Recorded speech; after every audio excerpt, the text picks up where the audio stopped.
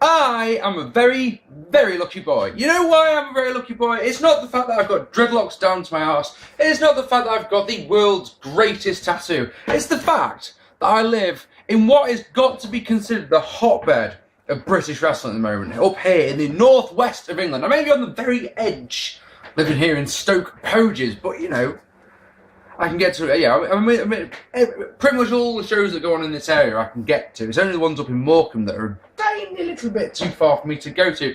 Hello, ladies and gentlemen. That was a bit of a ramble, wasn't it? Oh, this video is going to be a lot of rambling, by the way, just so you know. I know a lot of you look... Cupboard door, look at this. Did you know that this is actually being filmed in a cupboard? Look, you didn't believe me. In my kitchen. In a cupboard. It's the best place for it. There isn't, literally, honestly, there isn't a better place in this whole house. But when it's windy, like it is tonight, the window's already open. I've already done it. It's so warm tonight. But look. It's, oh, you won't be able to see. It's moving. Shall I stop rambling already? Okay, ladies and gentlemen, welcome to these. These are my thoughts from two superb wrestling shows that I went to. Shows 10 and 11 of the year. 10 was Infinite Promotions' 51st State of Emergency show.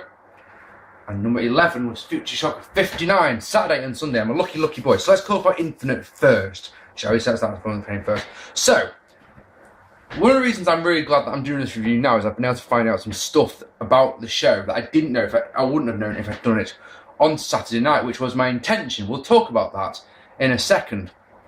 Why I didn't do it on Saturday night. Fucking hell.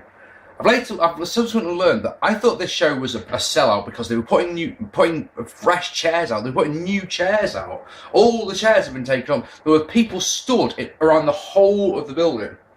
I've found out there's 274 people here, which for a debut show is absolutely stunning. And the other thing I found out is that a couple of the gripes that I had with this show were not the promoter's fault. So, for example, the ring didn't look very, very good. It looked like the top ropes looked a bit saggy, and especially when someone did a move off the ropes, they really didn't look great. I've subsequently learned that their ring cancelled on them that morning, so I can't begrudge them, I can't diss them for anything because of that. The fact that they had a ring at all should be applauded, you know? It really, really should. I only have one big complaint about this show, and again, it's not the promoter's fault, but I just feel like I want to air this little grievance, and that is that the chairs were cable tied together, right? And why this is a bad thing is because, as many haters have told me in the past, I'm quite fat. Alright, to put it a bit more politely, I'm quite a big guy, am I not? And when you're a big guy, and your seat is this big, and you want to move it up a bit so you've got a bit of space, and they're cable tied together, man, that's not good. And when a few of the members of your party are also quite big, that's not great. I asked the security guard about it, and he said it's because they thought that people might launch the chairs into the ring, and honestly, that's the truth. That's what he said. They thought there was going to be a riot, and we were going to start brawling and throw the chairs at the wrestlers. This ain't ECW, guys. Also, one thing I need to point out: there's a top level balcony. There's a second tier above this building, and that will be so good if they can open that bit up so you can sit up there. Wow, that would be nice. So, opening contest was Cyanide versus Babyface Pitbull. Absolutely superb match, this one. The crowd absolutely loved it. Some of the things, two spots, right, are significant in this one. The first one was Babyface Pitbull hit a side suplex on Cyanide, and Cyanide is a big guy, and that was a sight to behold. The other thing was a real sight to behold. It was a proper fucking eyes, let's say, eyes and saucers type thing. Was Cyanide hitting one of the biggest drop kicks I've ever seen. It was huge and looked brilliant. Absolutely superb match. Cyanide wins with gas chamber. Next up was the first of the two British Premier League matches. These were various cities. You've got London and Manchester, Wigan and Cardiff. And it's been matches to be fought under the British rules. Now, if you're not familiar with British rules, I know I didn't do a very good job of talking about them on my predictions.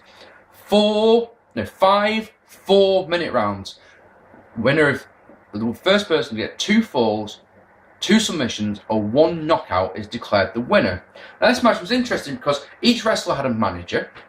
Each man had a second man. And the round system, oh look, a police car. We haven't seen one of those for a while in one of my vids, have we? No sirens though, disappointing. Yeah, it gave the match a feeling of legitimacy.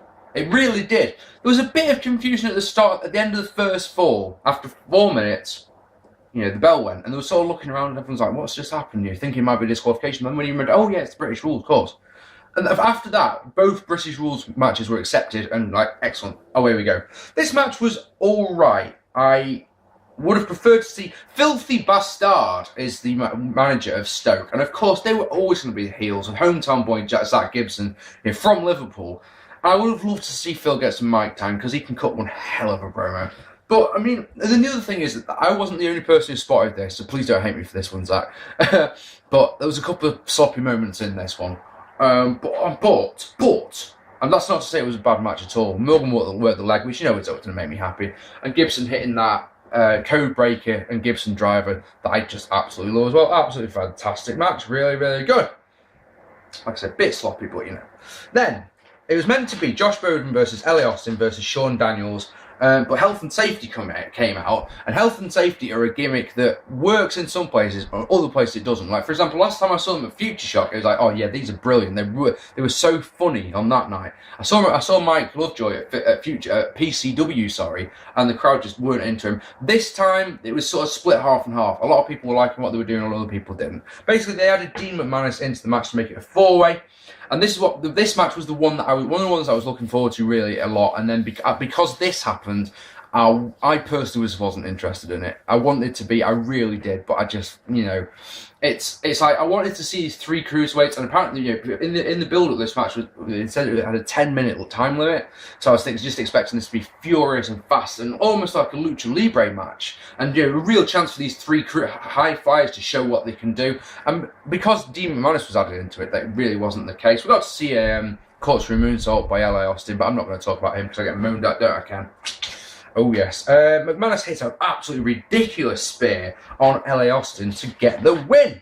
Next, in a match that my good friend Max will have really missed, El Ligero versus Sam Bailey. Superb match, this one. Props to Ligero for he wrestled in Skegness in the afternoon of the show, drove to Liverpool and wrestled again. That's dedication that I absolutely properly applaud. Sam Bailey worked the heel in this one, wore an I Love Manchester t-shirt, always going to get a thing. It also had full facial hair, which again, major league props from someone like me, because it really is the little touches that really show, well, this one's got a beard, he must be a bad guy, wearing the I Love Manchester, wearing black, and of course on the mic, just healing it up with the fans. Ligero, ridiculously over. Absolutely ridiculous over. This match was absolutely fantastic. It's all I can say about it. It was probably, in fact, now I think about it, this was my match of the night for me. Absolutely brilliant match. I loved it. I love it. Bailey went for the super kick to try and get the win, but he ate the best looking super kick I've ever seen live, and I've seen Shawn Michaels wrestle and hit the super kick.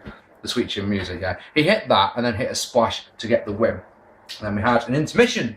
And then we got the match that I paid to see, the match I've driven so far to see, which is the Models taking on Project Ego. The Models are Danny Hope and Joey Hayes. Project Ego are Chris Travis and Martin Kirby. Now, personally, I really enjoyed this match. The chemistry that these two teams have obviously got is so apparent in this one. It really was brilliant. And this is one of the matches I can't wait to watch back live if they ever do a DVD, which I really hope they do. But I understand that the camera crew and their ring announcer walked out just before the match. The show was meant to start, which is, I'd love to hear why that was, because apparently it's not a dispute with the talent or with the manager or even with the building. He just fucked off. Need to see that one. Anyway, the thing about this match is it was first match after the intermission, yeah? And personally, just me personally, I felt like the crowd just really weren't into it at all. I mean, every time any of the Project Ego members started trying to get the obligatory hand clap going, it would start briefly and then just die completely. I think that hurt this match. But Naughty Rock Chick, who was with me at the show, she really loved this one, buzzed off both teams. And a nice double slam got the win for Ego. And in the second of the 2 Premier League matches, it was meant to be Jack Gallagher versus James Mason, but James Mason had to withdraw. So Melanie Price, who was the Team London manager, came out and barely, I need to talk about this one. This isn't a slight on Mel in any way, shape or form, I promise you, but the audio and the PA just sounded so poor. We were sat on the 4th row back and we could not hear a thing. Not one word that Mel said. I had to be told by someone who'd been sat on the front row exactly what she said. And basically she said that Mason couldn't come, and that he'd been replaced by a guy called Rampage Brown. Now, I've heard this name quite a few times, but I've never actually seen him wrestle. And he comes out and he's fucking massive. And you know how I feel about massive wrestlers at best of times. And I'm thinking to myself, right, I think I know how this one goes. This one's going to be the obligatory power wrestler. But my God, he wasn't.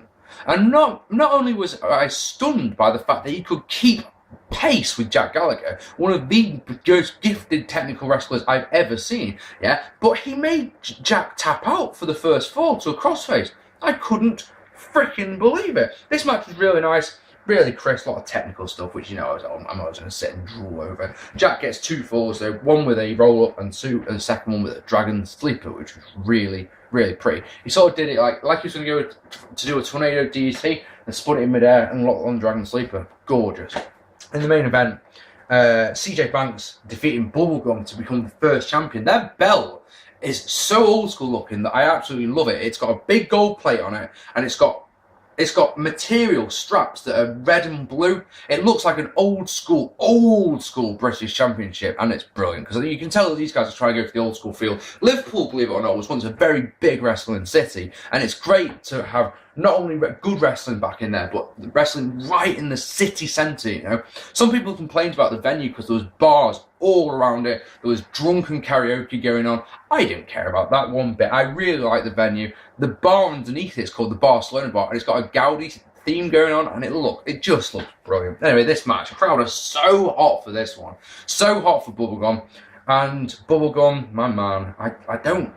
You know, I feel sorry for him when I know he's coming out as a babyface, because I know he's just going to get the shit kicked out of him. Every time I've seen Bubblegum as a face, he's got such a beating. Doesn't get beaten half as much when he's a bad guy. Anyway, match was... I'm going to actually talk about some of the things that happened in this match, because referee Des, who is a hero to many up here in the Northwest, he took an enziguri and got knocked the fuck out. Yeah, it was brilliant. And that enabled they started brawling on the outside, and Bubblegum backdropped through the announce table in an absolutely ridiculous bump. Then health and safety came out, and they were like, hold up the health and safety regulations, like, oh, it just happened, look, it just happened. That meant Josh Bowden, LA Austin, and Shawn Daniels could come out, and a big brawl erupted, and it was all good. Including Josh hitting a lovely moonsault to the outside, and then, in one of those things that just looked so good, they had a really nice entranceway set up for this show. And all of a sudden, the Hammers music, Sean the Hammer Davis music hit, and I've got such a good photo. I wish I could show you guys. If you're on my Facebook, I'm going to have a look at this one.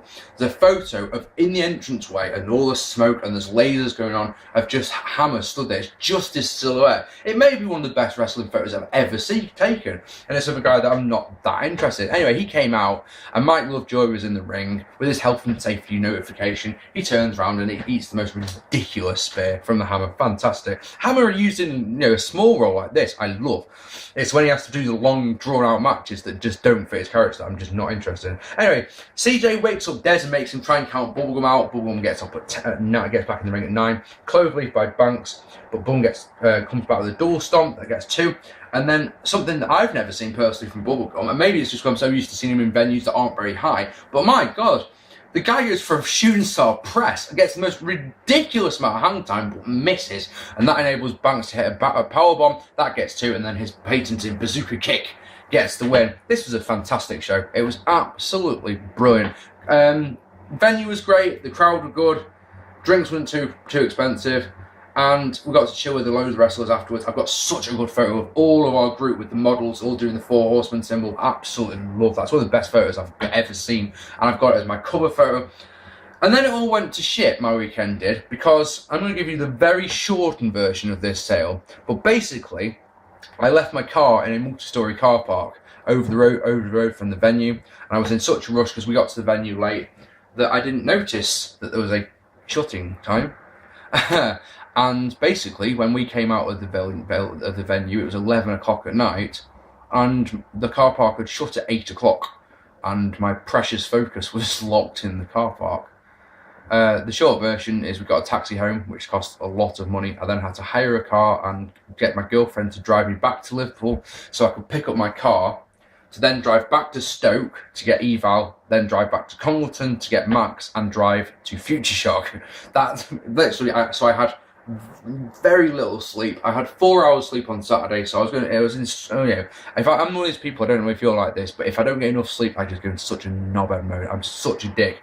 And if it had been any other Fed other than Futureshock, I would have gone, fuck it, I'm not in the mood. I don't fancy it. I can't be asked. But I missed the last Futureshock. I missed Futureshock 58. My last one was Futureshock 57, which feels like an eternity ago. Now, of course, I'm not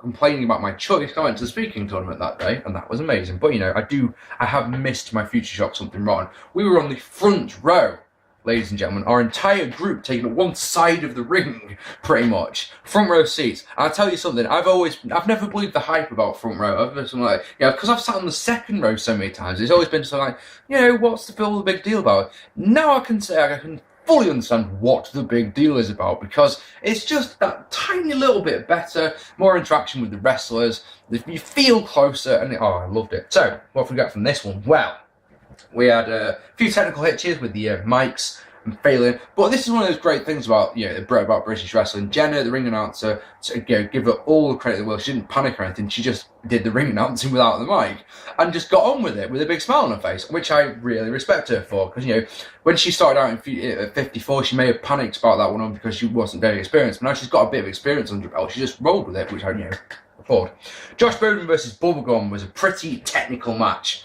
When I say pretty, I mean it was very good looking. Both these two are babyfaces, of course, but Josh Bowden ever so slightly brought a few heel touches in, and my God, they worked. And it's one of those, ooh, I want Josh to turn heel really badly. This was everything I was expecting to see. I was a little bit disappointed of where it was in the card. I would have preferred it to be a bit higher up, to be honest. But as an opener, absolutely superb. Josh, to his credit, they were up on the top ropes, and Bubblegum whacked him in the face twice, so bloody hard. And then a double stomp with Josh in the ropes got the win for Bubblegum. You're never going to see a bad match with Bubblegum. Jenny Shodine versus Charlotte Quinn. It was meant to be Shodine versus the artiste, formerly known as Becky James, but she couldn't be there. Charlotte Quinn took her place, substituted, that's the word I'm looking for. I've never seen her before, but she was alright. She handled herself nicely. Jenny got on the mic at the start and cut a heel promo because she's from Sweden. And of course, Sweden won the Eurovision Song Contest, so that's easy heat, but it was brilliant. It was really well done. Yeah, what can we say about this one? Quinny looked great. She looked alright. Jenny worked the arm and then won with an armbar. Not bad. The thing about this, the overriding memory I have of this one, unfortunately, isn't of the match. It's when the ring announcer, Jenna, said, the next match is a women's match. Now, I'll tell you, if you saw my predictions video, you'll know that Eval, one of the guys who came with us, was so looking forward to the Blossoms match that when Jenna said it's a women's match, she sort of shuffled forward, like, ooh! And then when Jenny came, I was like, oh. Next, the Blackpool Bonds versus Sparks and Carl Clinch. Now then, what can we talk about this one? Blackpool Bonds have got a new matching ring gear, which looks brilliant. It really does look very crisp, very special. The other thing about this match that surprised the fuck out of me was Carl Clinch. Now, I've never been particularly flattering about Carl Clinch. I'm the first person to admit that. And I've got to say, I keep stressing this one, it's nothing personal. It really isn't. I'm sure Carl is a great guy. Wouldn't meet eyes with me on the night. Couldn't look, I couldn't fucking look at him, which was bad.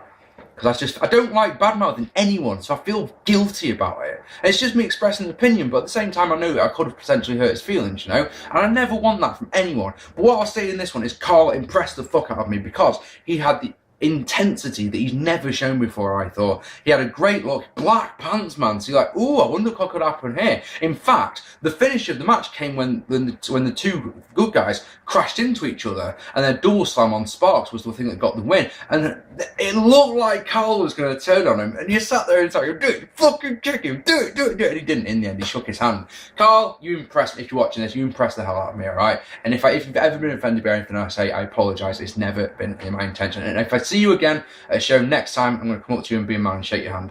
How's that sound, boss? Yes! Next. The Boston Twins. How do you tell these girls apart? How do you do? My good friend Eval on the edge of his seat the whole time with his jaw on the floor. These two are so good looking. It's unbelievable. I've got a pic of my friend Big Paul. It's brilliant. Match isn't bad at all. Hannah used the Survivor Series 96 finish to get the win, which was very, very pretty. If you don't know what I mean, it's the one from Bret Hart versus Stone Cold Steve Austin. Stone Cold's got the $1 Million Dream on. Bret Hart runs up the turnbuckles and flips over, comes down so it's into a cover. So the only way to get out of it is to release the $1 Million Dream, which Holly obviously didn't. So Hannah is now on 6 points, as is Jenny Shodine. So you've got to assume that those two have got to face off against each other at Futureshock 60, and the winner of that match faces off against April Davids at the Super Show in August. It's intriguing, it really is. Next, Ring of Horrors versus Notorious, BAD, versus the BAD. It's Ring of Horrors. BAD, what the hell does BAD stand for? I can't remember. I'm having one of those. I'm tired, I've had a long day. Anyway, Ring of Horrors is now Cyanide, who I talked about earlier, who I love, and Mark Massa, who impressed the hell out of me at Futureshock 57 against Sparks. And these two work really well together. One of the great things about sitting on the front row was watching Chris Egan work. Because Chris Egan, since the first time I saw him in Futureshock, I thought to myself, he is what I want to be. Because as well as being a commentator, which is my absolute dream in wrestling, and it's something I want so badly, the other thing I want to do is be a manager, because I can talk. Look, you're listening to me now, I can talk. And I think I could, especially as a heel manager, really piss people off as well, because I've got this accent, you see, and basically anywhere out of Cheshire, I can talk down to people because I've got this accent, Oh, God, I mean, it's just writes itself, doesn't it? Anyway, watching Chris, I watched a lot of, kept my eyes on the match, but at the same time, I kept one eye sort of at the corner of my eye on Chris Egan, just watching him work the room, because he's a master at it. But unfortunately, something big happened that overshadowed the match. I could talk about the match all I want, but it's very, very good. The BAD win with stereo splashes. It also hits stereo splashes to the outside, which have been really nice. Mark Master does that flying shoulder buckle tackle, the springboard shoulder tackle, which is absolutely beautiful. But something big happened at the end. When the show started, they announced that there was a Futureshock original in the audience, a guy called Simon Valor. And basically, I don't know what happened. I was sort of looking at what happened in the ring, and I look up to my left, and Chris Egan sat there with a glass in his hand, a glass of water, and Simon Valor sort of backing away, like, no. And I'm expecting Chris Egan to just throw the water in his face, yeah? He doesn't do that. It's literally the most shocking thing I've ever seen in a live wrestling show. Egan, glass, bang in his face, glass everywhere in the ring, on the floor. Amazed, if I'm honest, that no one got hurt by flying glass. Not sure if it's sugar glass, not sure if it's real glass, not sure if what this is. But everyone, obviously it's going to be work, obviously. But I was going to say not sure if this is a work or a real. But come on, Mark. But all the Futureshock staff sold this one beautifully. The owner, the promoter, came over and go, Chris, what the hell do you think you're doing? Looked so angry. Oh, it was beautiful. I don't know where this is going. I don't know if Simon Veller is coming back. I'm sorry if I'm saying his name wrong, by the way. Is coming back to Futureshock, if that is. If it means that Chris Egan gets in the ring at a Futureshock show, then I'm a happy boy. I saw him a couple of weeks ago at Warrington and he was brilliant. And then it was the main event, the Gauntlet match. This is 4-on-4, but it's individual matches. It's basically 7 singles matches, one after the other. If you start off, so it's Dave Rain and DDL starting off. Whoever gets pinned, the next member of their team comes out, and it's basically the last man standing. The last man standing, his team is the winner. So Dave Rain and Damon Lee started off. Dave Rain cut a promo saying about Zach Gibson, how vexed he is that he has to face Zach Gibson in a steel cage match at the International Super Show, which I have my tickets for. It's on my birthday, and you should come to see a steel cage match. When was the last time you saw a steel cage match, guys? God damn. If it's not good enough that you can see Davey Richards versus Jack Gallagher in what will be the match of the year, I don't care what any other fan says, that will be the match of the year in this country. I'm sure of it. I'm so freaking sure of it. But a steel cage match. Anyway, Dave Rain says on the mic that Gibson, you face me when I say you face me. And also, the steel cage match is going to be a #1 contenders match. There we go. That's what we wanted to hear. Dangerous Damon Lee versus Dave Rain is the opening bit of the match, and this is really good stuff.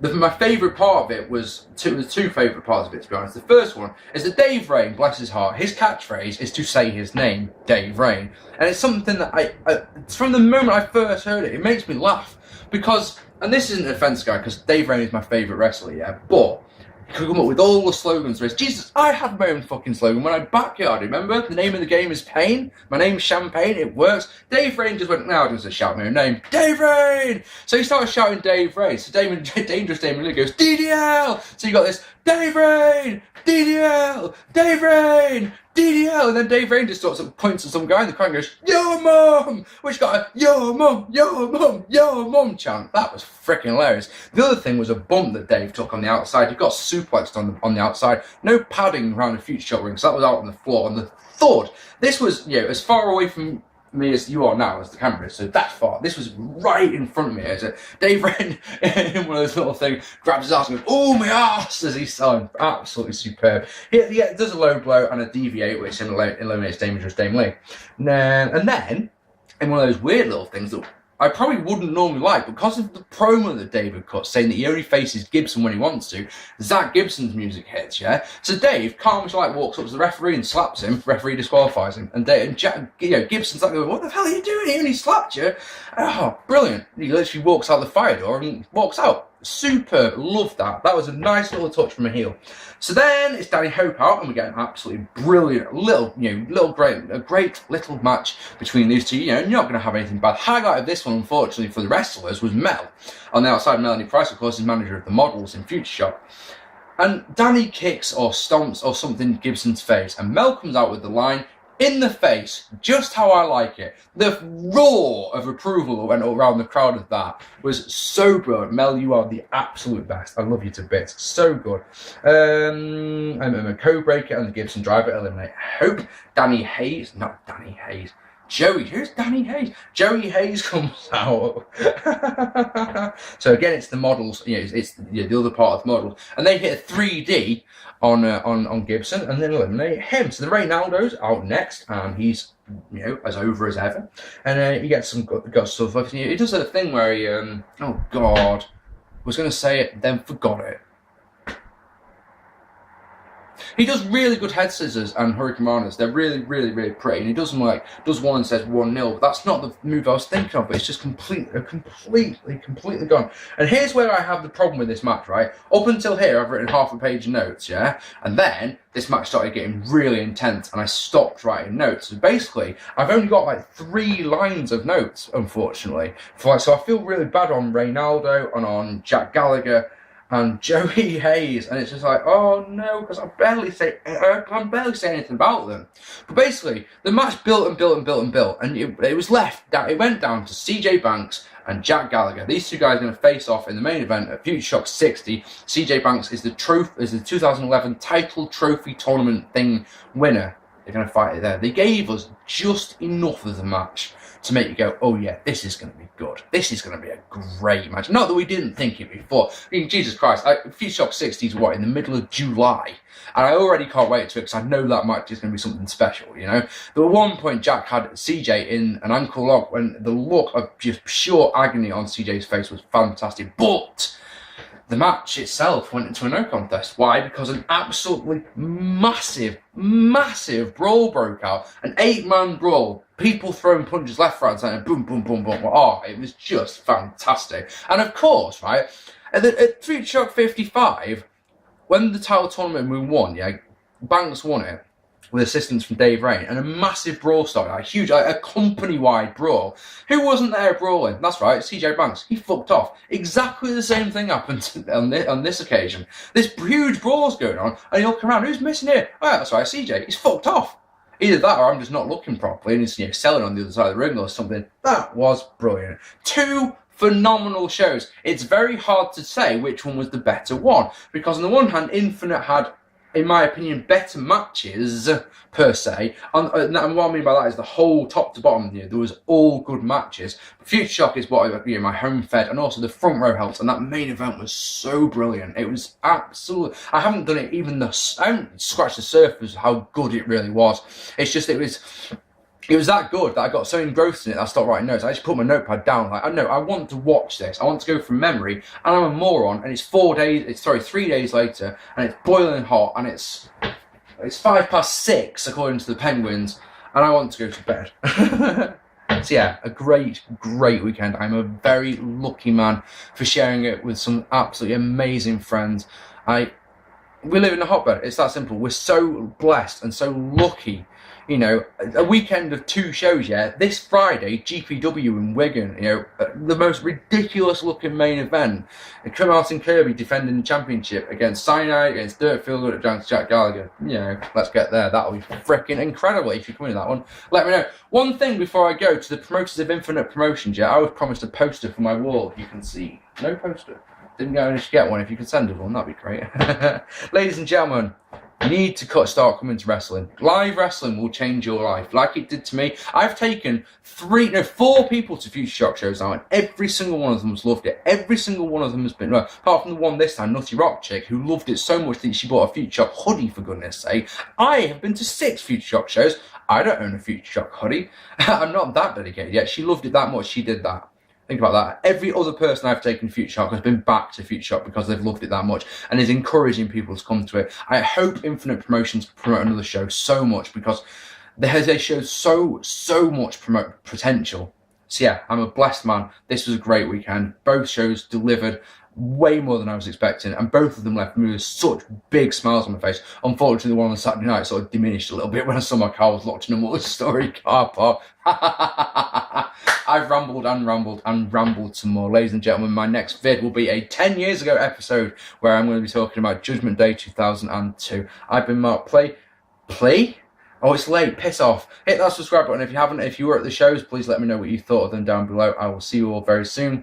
Take it easy and goodbye. Bye-bye.